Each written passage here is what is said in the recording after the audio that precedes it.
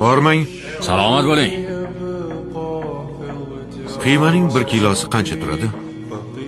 Kilosini so'raganingizga qaraganda shohona dasturxon yozadigan boy og'asiz. Kilosi 250 aqcha. O, qimmat emasmi? To'g'risini aytsam, bu bizga bog'liq emas. 50 grammi qancha bo'ladi? 50 gram go'sht nima ham bo'lardi, beyim? Haftadan tashqaridan qishloqdan kelgan ko'rinasiz. Kambag'alni dasturxoni go'sht ko'rsa, bayram bo'ladigan vaziyatda. Unda sen bu narxga sotmagin-da. Agar arzon sotsam, boshqa menga go'sht sottirishmaydi. 50 gram tortib beraymi?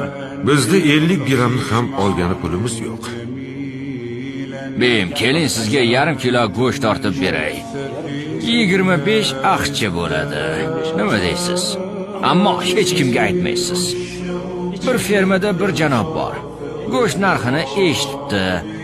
Menga yuboryapti. Go'sht olishga kuchi yetmagan kishilarga sot deyapti. Mana buni ham ol. Kambag'allarga go'sht tarqat. Senga arzonga sotishing uchun kim go'sht berayotgan bo'lsa, o'sha odamga ayt. Meni topsam. Sizni qayerdan topaman, janob? Saroydan.